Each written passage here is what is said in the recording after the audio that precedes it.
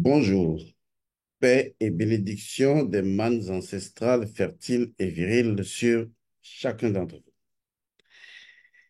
Que la lumière engendre toujours la lumière, éternellement la lumière, au nom des manes ancestrales fertiles et viriles.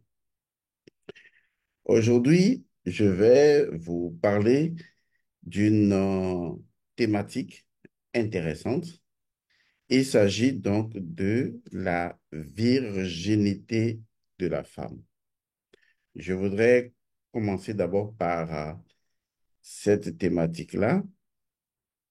J'en ai discuté ou effleuré cet aspect avec une personne qui avait pris rendez-vous et je me suis fait le devoir d'en parler publiquement, c'est-à-dire d'aller vers le principe premier de la virginité de la femme.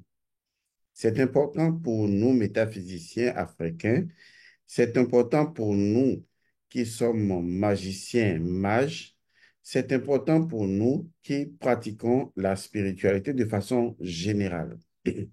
Parce que si on ne clarifie pas cet aspect de la chose, beaucoup de personnes se fourvoieraient et on se demanderait, mais à quoi rime donc l'existence pour les personnes qui s'accrochent vraiment à la notion de virginité. L'on pense généralement que la virginité de la femme est en relation avec son hymen, c'est-à-dire cette membrane qui se positionne à l'entrée du vagin de la femme. Et donc, généralement, pour certaines familles, la première relation sexuelle de la femme devait donner lieu à un saignement, et c'est ce saignement qui prouvait que la fille était vierge. Encore que, il faut le reconnaître, aujourd'hui, avec la technologie, avec la médecine qui a beaucoup évolué, je ne veux pas vous le cacher, on peut fabriquer de l'hymen. Et ça, c'est parfaitement vrai. On peut coller de façon euh, très stratégique le vagin de la femme. On peut faire des choses aujourd'hui qui peuvent donner l'illusion de virginité.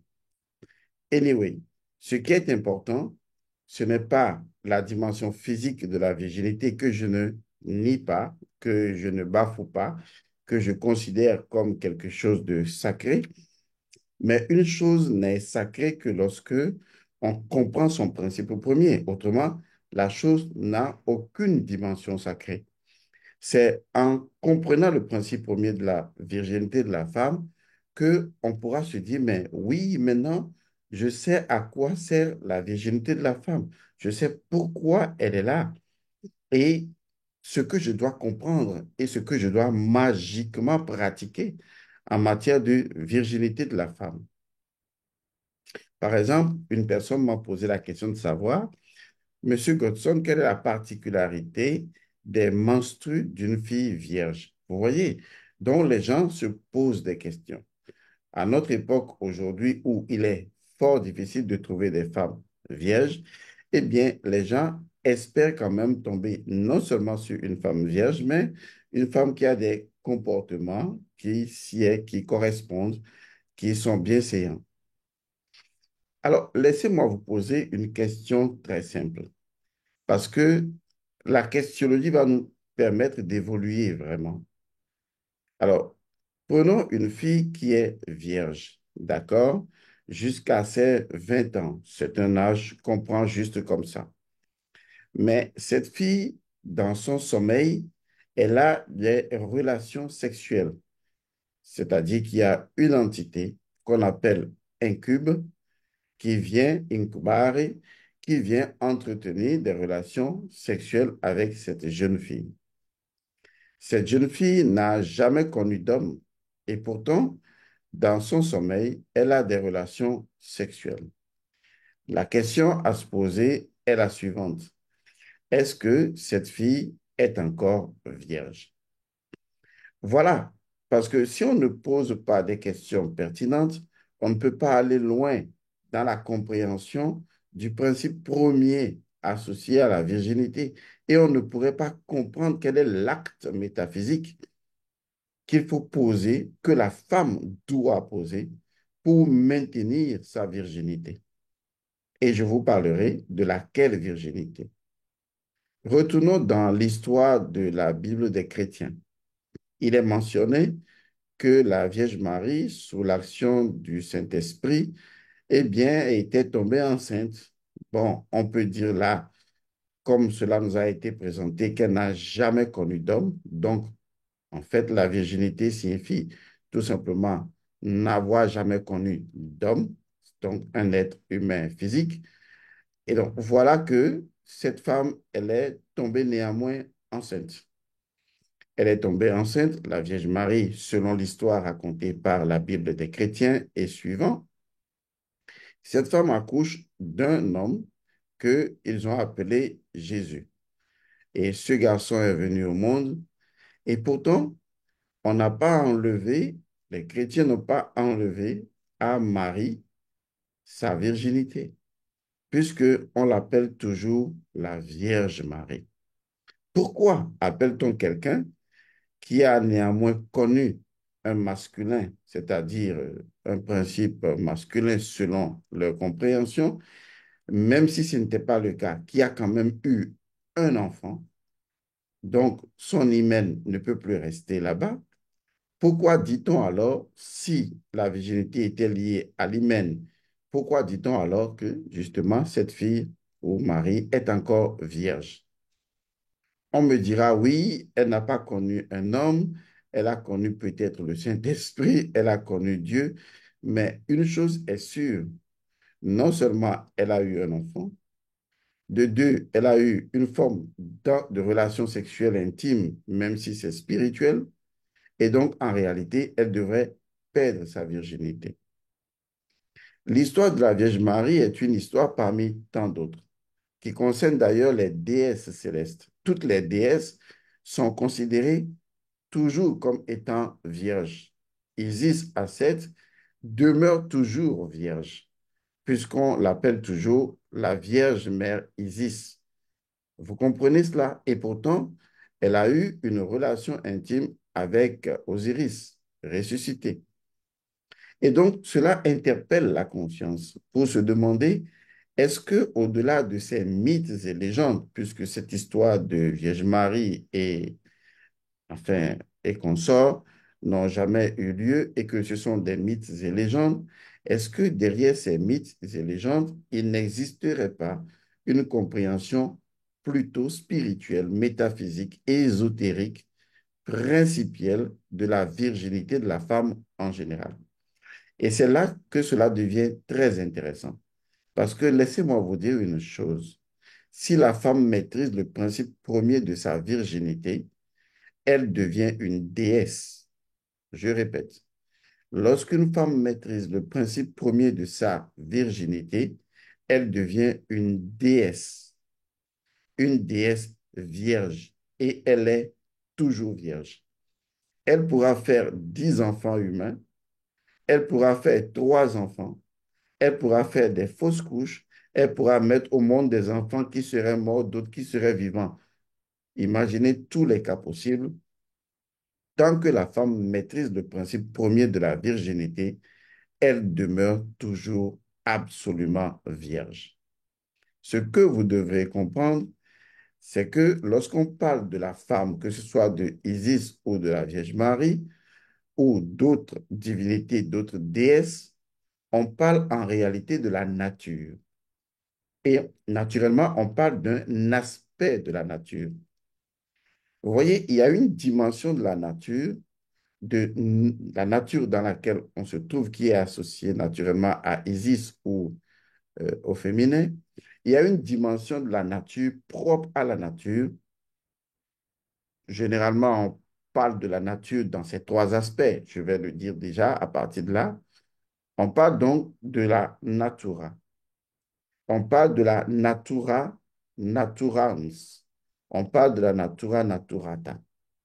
Généralement considéré qu'il y a une première nature mystique qui échappe vraiment à tout le monde. C'est le principe premier de la nature. Ainsi, il y a une autre nature qu'on appelle la natura naturans. Cette nature, elle est liée à la dimension où la nature se retrouve en tant que loi. Et la natura naturata, c'est la dimension de la nature dans laquelle nous vivons, où nous touchons les éléments de la nature. Mais ces éléments de la nature proviennent d'un mécanisme propre à la nature, où se trouvent les lois de la nature, qu'on appelle justement la nature secrète. Et au-delà de la nature secrète se trouve donc la nature mystique. Cette nature mystique détient justement une valeur importante qui lui permet, et qui est associée justement à Osiris également, qui lui permet de se renouveler continuellement. Donc, la nature dispose d'une dimension qui lui est propre, qu'on appelle le renouvellement. Et ceci se passe de façon cyclique et cyclologique. Donc, de façon cyclique, il y a des civilisations qui disparaissent, il y a d'autres qui apparaissent. Et d'anciennes reviennent et des nouvelles repartent. Mais en ce moment, il se produit au sein de la nature quelque chose d'extraordinaire, quelque chose de fondamental qui fait que la nature maintient toujours sa virginité, son équilibre. La nature non seulement se renouvelle chaque fois, et vous le remarquerez dans la cyclologie des saisons, mais la nature a cette extraordinaire dimension mystique de s'auto-purifier. Est-ce que vous voyez? Il y a cette dimension de l'autopurification de la nature. À travers sa cyclologie, la nature se purifie elle-même et donc elle ne peut se renouveler que lorsqu'elle se purifie. Pour revenir à une dimension de compréhension humaine, lorsque vous prenez la femme a un cycle menstruel, tout comme la nature. Le cycle menstruel de la femme demeure dans son principe premier le cycle du renouvellement et de la virginité de la femme. Parce que chaque fois que la femme revient à ses menstrues, eh bien, c'est comme une forme d'hécatombe, c'est comme une forme de destruction qui a lieu au niveau vaginal et au utérin de la femme, et le milieu utérin se renouvelle à chaque fois. C'est pourquoi il est important pour la femme de connaître le mystère des menstrues. Parce que si elle comprenait le mystère des menstrues comme étant le retour, vous voyez, le retour par le renouvellement à sa virginité. Parce qu'à chaque cycle menstruel, à chaque menstruation, la femme se purifie de tout ce qui a été. Mais le cycle menstruel, ça ne suffit pas pour que la femme se purifie. Il faut un rituel, c'est-à-dire il faut ritualiser ce qui est naturel. Par exemple, vous faites des enfants, c'est naturel. Mais lorsque vous faites une cérémonie de sortie de l'enfant, vous ritualisez la naissance de l'enfant. Vous voyez, c'est aussi simple que ça. C'est normal de construire une maison, c'est naturel. Mais lorsque vous ritualisez la construction de votre maison, là, vous introduisez votre énergie en relation avec la nature, ce qui produira entre vous et la nature un équilibre certain. C'est ainsi que la femme devrait normalement, si elle n'avait pas perdu la mémoire et si les hommes n'avaient pas amené la femme à détester ses propres menstrues, la femme devait savoir que ces menstrues, qui représentent le principe par excellence de la fertilité, parce que si une femme ne menstrue pas, elle n'est pas fertile. Et donc, ce que j'appellerais l'apocalypse menstruelle, puisque c'est vraiment de l'hécatombe, hein, c'est vraiment une destruction au niveau du vagin de la femme, une forme de tremblement de terre utérine, une forme de remise en cause de tout ce qui a été.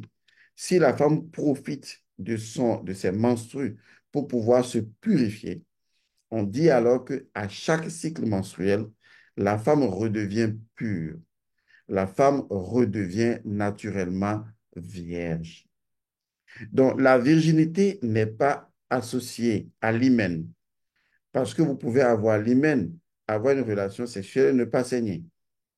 Vous pouvez avoir l'hymen et avoir des relations sexuelles dans le sommeil, et donc demeurer totalement impur.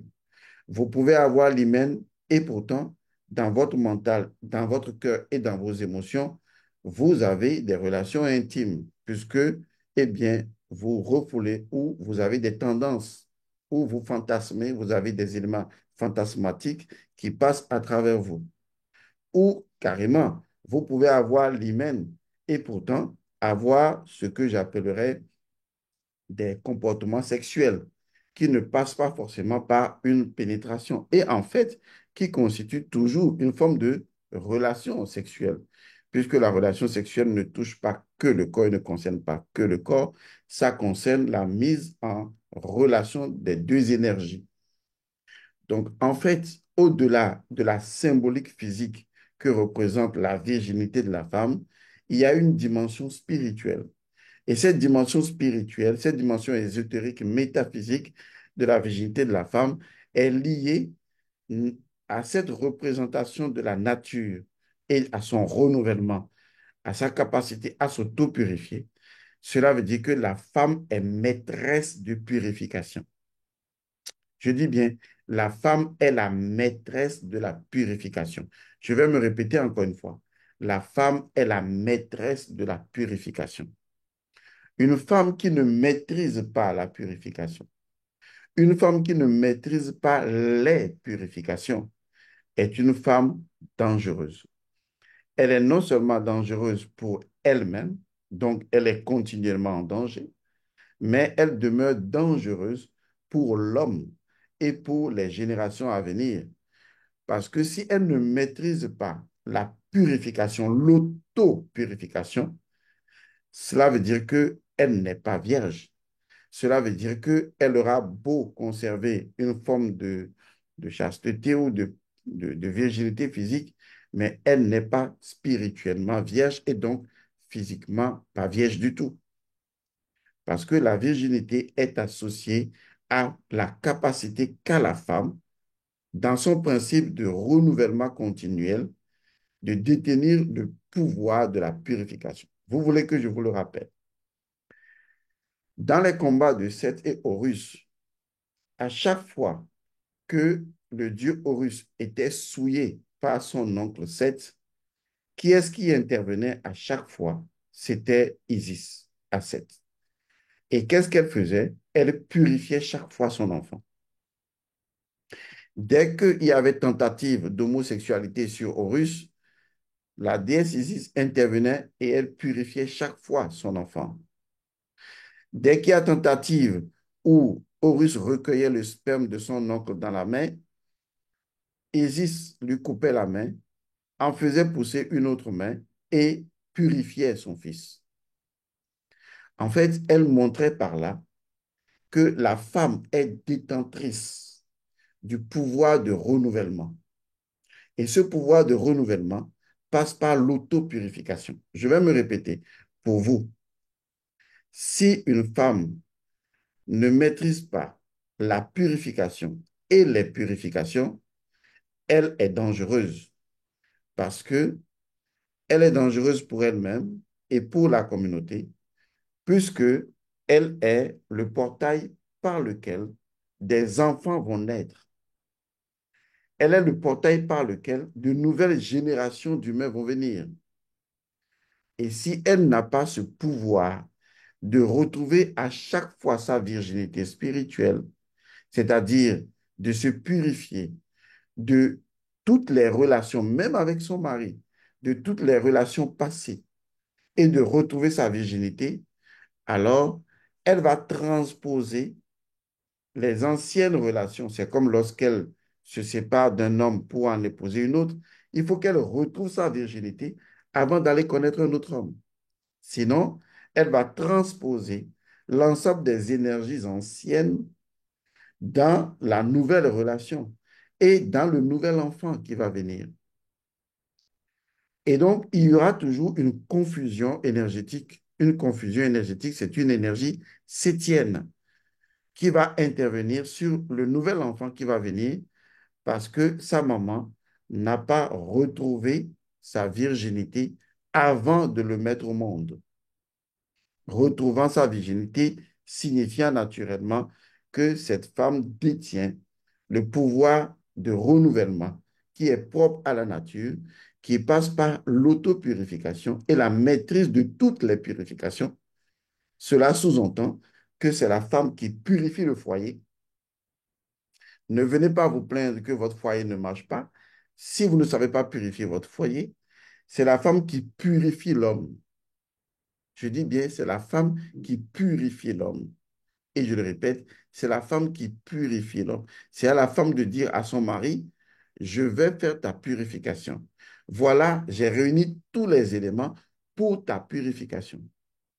C'est la femme qui purifie les enfants. C'est la femme qui purifie les projets. C'est la femme qui purifie tout. Parce que en tant que reine de la cyclologie universelle, c'est à elle de remettre les choses à neuf.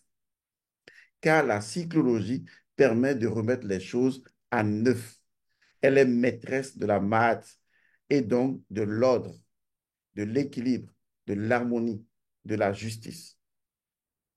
Si une femme ne sait pas s'auto-purifier, si elle ne sait pas purifier les autres, si elle n'est pas maîtresse de purification, elle ne peut pas être appelée une femme vierge.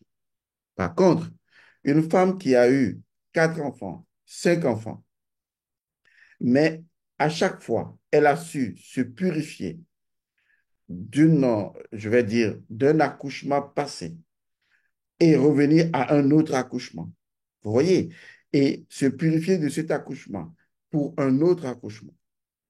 Si c'est une femme qui avait épousé un homme, qui a fait des enfants, qui va épouser une autre et qui sait maîtriser la purification, eh bien, cette femme-là, quel que soit le nombre d'enfants qu'elle a pu avoir, elle doit porter toujours le titre de vierge, car la virginité n'est pas liée au maintien de l'hymen ou au fait d'avoir une relation sexuelle.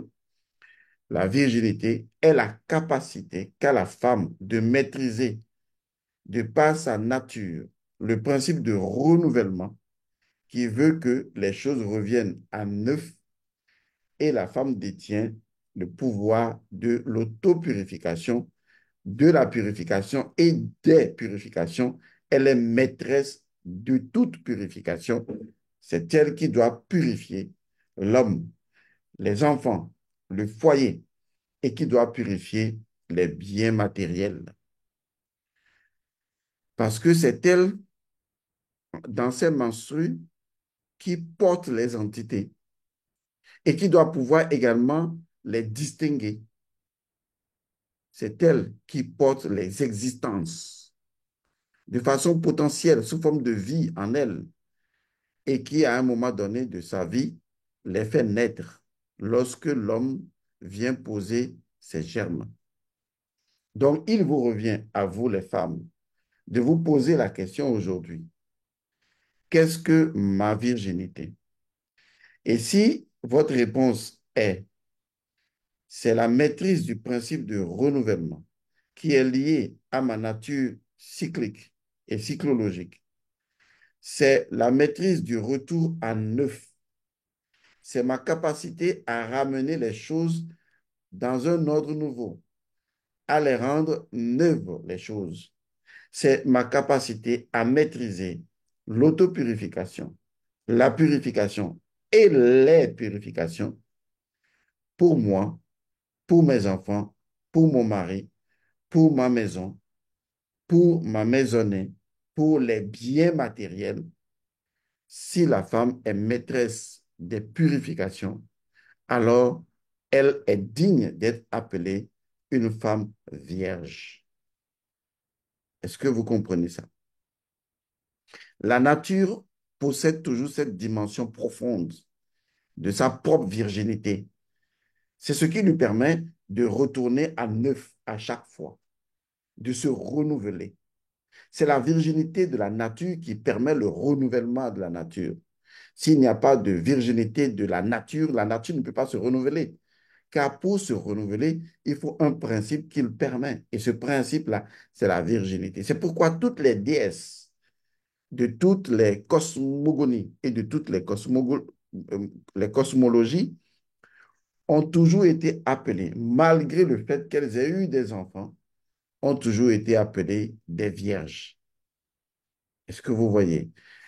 parce que elles ont et elles détiennent ce pouvoir. Pour finir, l'autre dimension de ce pouvoir, c'est ça qui amène, par exemple, les femmes à être considérées ou les déesses à être considérées comme la représentation matérielle de la grâce divine ou de la miséricorde divine. Parce que la femme, quand toutes les religions à un moment donné ont décidé de passer par le féminin sacré, c'est à travers la virginité de la femme que l'homme peut retrouver la grâce divine et la miséricorde divine, parce que c'est la virginité de la femme qui est en mesure de ramener la virginité de l'homme. C'est la virginité de la femme qui est en mesure de donner la miséricorde et la grâce divine. C'est pourquoi dans toutes les religions pratiquement, on va demander la grâce, la miséricorde des déesses, parce que c'est le principe premier de la virginité qui leur donne le pouvoir de gracier, de vous rendre vierge par rapport à vos fautes, par rapport à vos erreurs. Donc, résumons, ne vous attardez pas sur la virginité extérieure de la femme. Ce n'est pas important. Et ça, il faut bien le garder à l'esprit. Ce n'est pas parce que vous allez épouser une fille physiquement vierge que vous allez être heureux ou que vous irez au paradis ou que vous allez atteindre la réalisation de soi. Ça n'a rien à voir. Il faut bien le comprendre. Par contre, si vous permettez à la femme, quel que soit son statut, qu'elle soit une prostituée ou qu'elle soit une femme normale, qu'elle soit ce qu'elle est, il n'y a aucun jugement à porter sur la question. Il faut savoir une chose. La femme détient en elle-même la capacité de s'auto-renouveler. Mais cela ne prend une dimension spirituelle que lorsque cette femme-là maîtrise ou a les connaissances et les compétences pour ritualiser tout ce qui dans la nature permet le renouvellement. Et si la femme trouve le principe premier de sa virginité à travers la maîtrise de l'autopurification, de la purification et des purifications, je vous assure, elle peut tout virginiser. Elle peut, je ne sais pas, le mot n'existe peut-être pas, elle peut virginiser la maison, elle peut virginiser ou virginaliser tout ce que vous voulez, de telle sorte que les choses peuvent repartir à neuf. Votre femme à la maison, si elle maîtrise ce pouvoir, elle peut vous ouvrir le portail de la grâce divine et de la miséricorde divine. Voilà le secret de la virginité.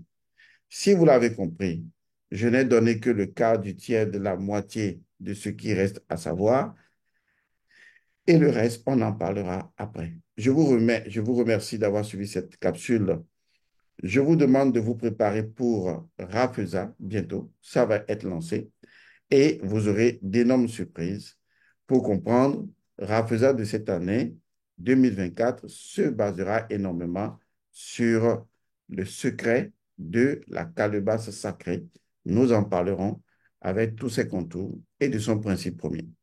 L'homme du principe premier vous remercie. Je vous dis paix et bénédiction à vous. Merci.